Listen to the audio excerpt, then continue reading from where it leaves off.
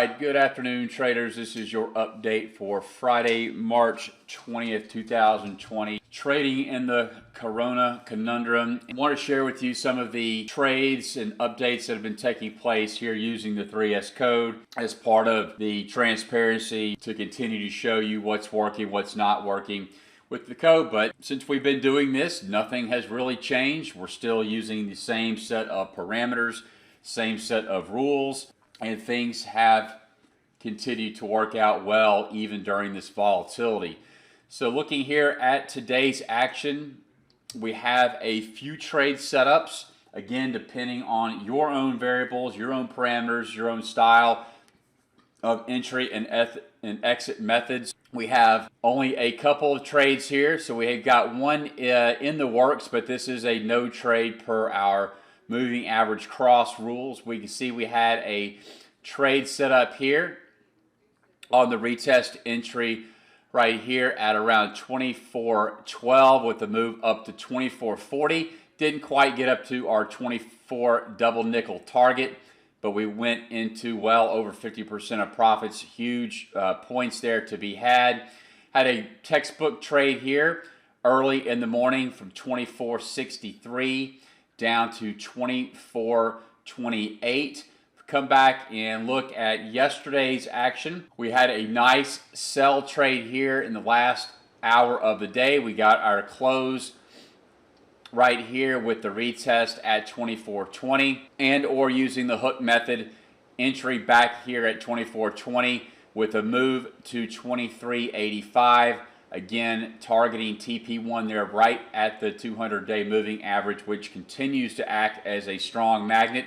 No trade here per our rules, but it did end up working. Same thing here. No trade per our rules, but some huge points to be had here from 87 down to about 67, so about 20 points. Go back into Wednesday's action. Another nice trade here in the last hour of the day. We got our move up, hook back up and through from 23.10 up to 23 double nickel. Again, huge points to be had here. And then we had halted trading there going into the cash open there in the morning.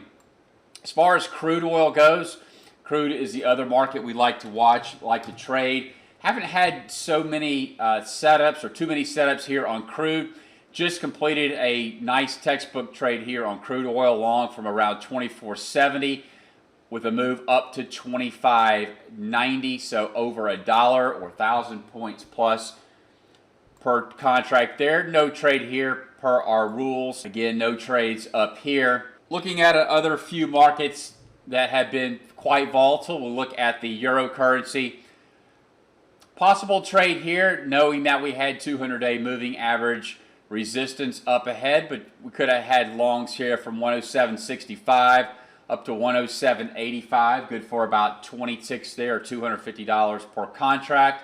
Potential short here in the European session, knowing we had 200-day moving average support. Did come down from 108.20 down to 107.70, so continues to be some nice trades in the currencies. Move over to the yen. Our moving average rules keep us out of a long trade here.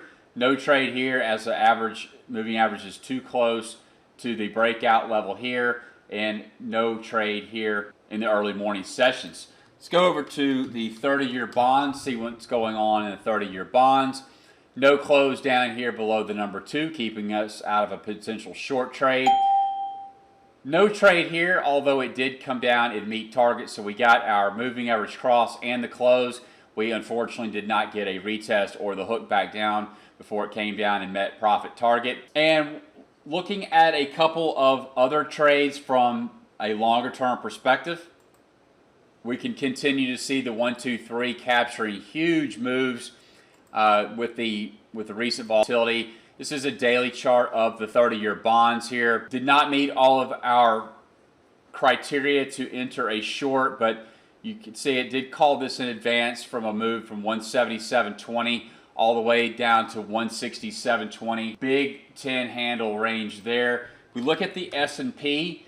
Looking at a daily chart of the S&P, again, you could use SPY or any other leverage ETF. Called this short trade well in advance. A nice valid setup here from 28.50 all the way down to 23.50, 500 points, $25,000 per contract move. All of this was given well in advance, and notice that TP1 is serving now as baseline support. If we come back over and look at recent support, all the way back to the December 2018 lows, which is huge critical support, that happened to be where our first target was on this larger based 1, 2, 3 top. So those are the kinds of things that should help clue you in to whether a pattern is going to be a higher probability pattern or setup, and help give you better conviction in holding a trade for the larger move. Let's look at some other key markets. We'll go to gold. This is again off of a daily chart.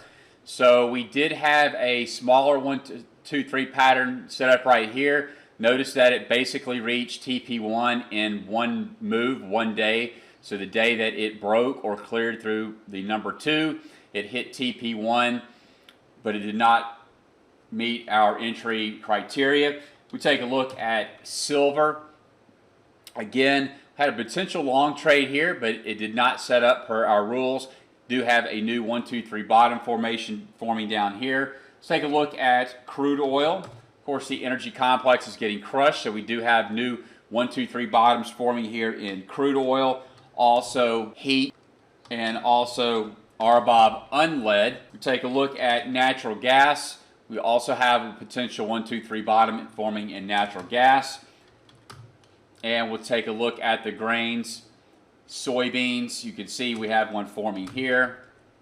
Corn, and nothing in wheat as we just completed TP1 and TP2 profit objective. So again, the 1, 2, 3 continues to work and will work regardless of the market environment. The bigger time frames do entail bigger risk, but also entail bigger reward.